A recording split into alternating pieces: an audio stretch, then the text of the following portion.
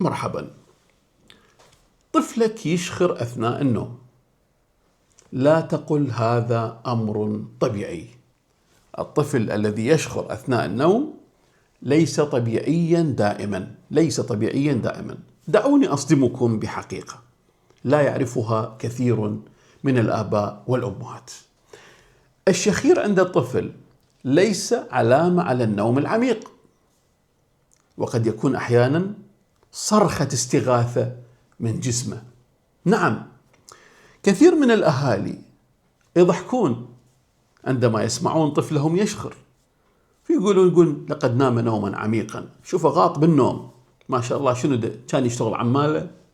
لكن في بعض الحالات قد يكون الشخير علامة على انسداد مجرى التنفس أثناء النوم، وهو هذا السبب الرئيسي طبعا، وهي مشكلة قد تؤثر. شوف حجم هذه المشكلة الكبيرة، طبعا مشكلة قد تؤثر في نمو الطفل وفي سلوكه أيضا وفي تركيزه وفي حتى على قلبه تأثير إذا أهملت لفترة طويلة.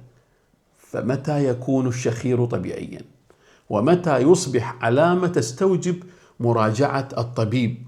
هذا ما سنتحدث عنه اليوم، فكونوا معنا حتى نهاية الفيديو.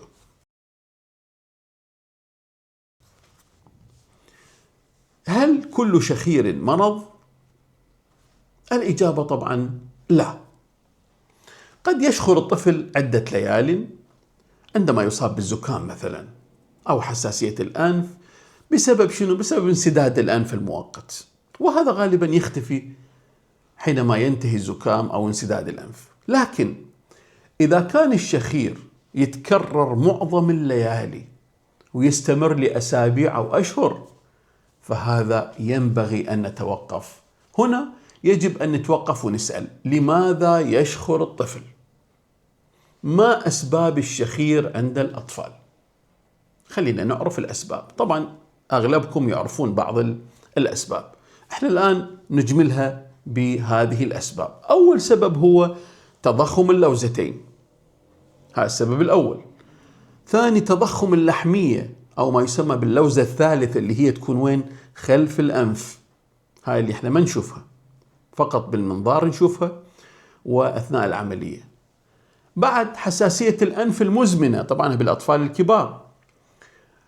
بعد وأدنى مسألة مهمة وسبب مهم اللي هو السمنة، اللي حاليا نشوفه وين؟ في مجتمعاتنا مع الأسف عند الأطفال. الآن موجودة هذه المشكلة، هي السمنة المفرطة عند الأطفال بسبب النظام الغذائي الغير الصحي، وهذه عندنا محاضرة إن شاء الله نتحدث عنها مستقبلا. أحيانا بعض الأسباب هي تشوهات خلقية في الوجه أو الفك. عندما ينام الطفل ترتخي عضلات الحلق قليلا، فإذا كان مجرى الهواء ضيق أصلا، يبدأ الهواء بالمرور بصعوبة، فراح يصير شنو؟ اهتزازات. هذه الاهتزازات هي اللي نسميها الشخير، تطلع صوت، هذا هو الشخير. زين، هسه السؤال الآخر المهم: متى يصبح الشخير خطيرا؟ يمتى يصير الشخير خطيرا؟ إذا لاحظت أن طفلك صار بي يشخر بصوت مرتفع كل ليلة، كل ما ينام يطلع شخير، هاي وحدة، هاي مهمة. الشغلة الثانية، يتوقف عن التنفس، وهذا مهم جدا لثواني ثم يعود فجأة. يتوقف، هو نايم يتوقف، تحسه يوقف النفس مالته، هذا مهم جدا وخطير جدا. بعد إذا اختنق أثناء النوم يختنق. بعد إذا نام وفمه مفتوح دائما، وكثيرا ما نشاهد هذا في كثير من الأطفال، حتى تخرب الأسنان هذه. يتعرق كثيرا أثناء النوم أيضا، إذا كان يتقلب باستمرار ولا ينام بهدوء. هذه كلها العلامات تدل على مسألة خطيرة، اللي هي انقطاع النفس الانسدادي أثناء النوم، النفس بسبب الانسداد. وهاي الحالة طبعا لا يمكن تجاهلها، هاي خطيرة جدا. زين، إذا أهملنا هذه المشكلة، ايش راح يصير؟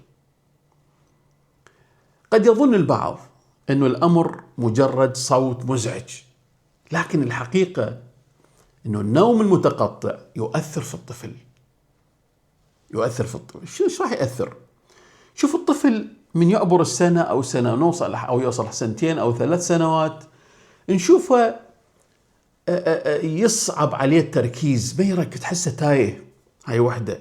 ضعف التحصيل الدراسي إذا كان بالمدرسة، شوفه متأخر في التحصيل الدراسي. تصير في بعض الأطفال عندهم فرط في الحركة. بعد سرعة الانفعال، ينفعل بسرعة، تشوفه عصبي دائما. وهذا كثير ما نشوفه عند العوائل، أكثر شيء العوائل الفقيرة.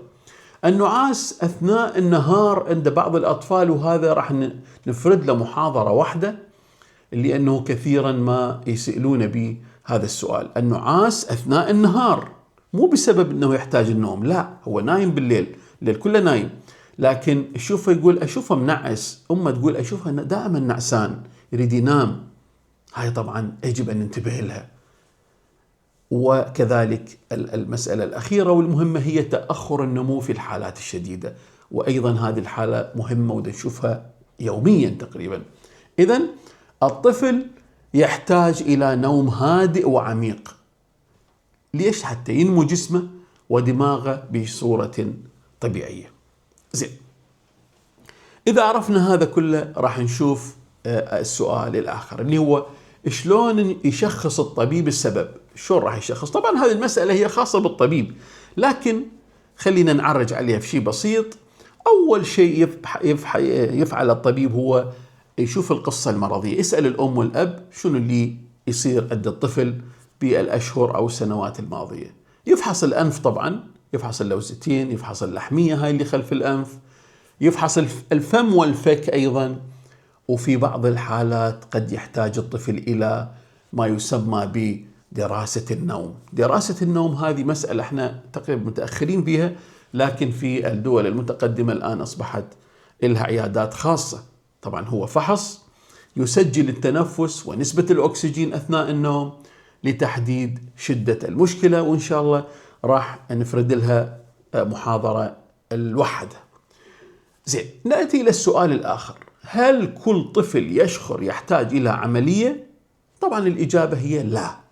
العلاج يعتمد على السبب.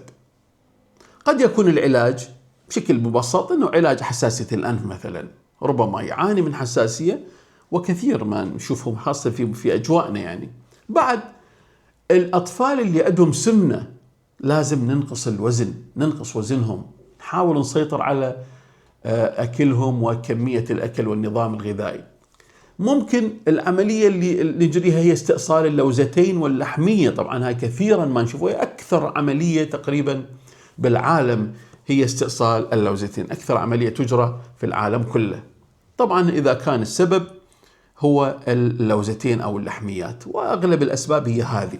لذلك لا يوجد علاج واحد يناسب جميع الأطفال حسب الحالة. زين، تسأليني شو أسوي إذا كان طفلي يشخر؟ أهم شغلة انتبهي، وشوفيها ماني كاتبها هنا، شوفيها بالصورة: راقبي نومه جيدا. اسألي نفسك: هل يشخر كل ليلة؟ هاي وحدة. هل يتوقف تنفسه؟ انتبهي له وهو نايم. بعد، هل يتنفس من حلقة، من الفم، يفتح فمه وينام؟ هاي مهمة. ومن يقعد من النوم يقعد أو يستيقظ متعب تعبان؟ هاي أيضا الرابعة. وأخيرا، هل يعاني من ضعف التركيز؟ أنت تعرفين ابنك، طفلك تعرفيه تركيزه قليل، ما يركز بالأسئلة، ما يركز بالأجوبة، ما يركز ويا الأطفال، أو النشاط أيضا لازم تراقبيه أثناء النهار. إذا كانت الإجابة نعم فلا، إذا كان موجودات إذا لا تأجلين مراجعة طبيب الأطفال أو اختصاص الأنف والأذن والحنجرة. الخلاصة، أريدكم تتذكرون 3 رسائل أيضا في هذا الفيديو، 3 رسائل فقط هي: ليس كل شخير طبيعيا مثل ما نشوفه، ليس كل شخير طبيعيا.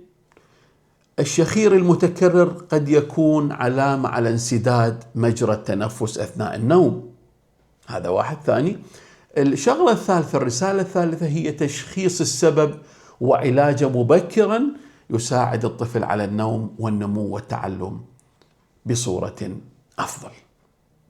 الآن وصلنا إلى نهاية الحلقة.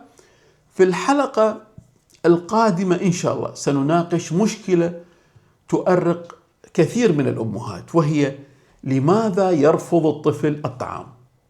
هل هو طفل مدلل أم أن هناك أسباب طبيعية وطبية وراء فقدان الشهية؟ هذا ما سنتعرف عليه أو إليه في الحلقة القادمة بإذن الله. شكرا لكم ولاستماعكم.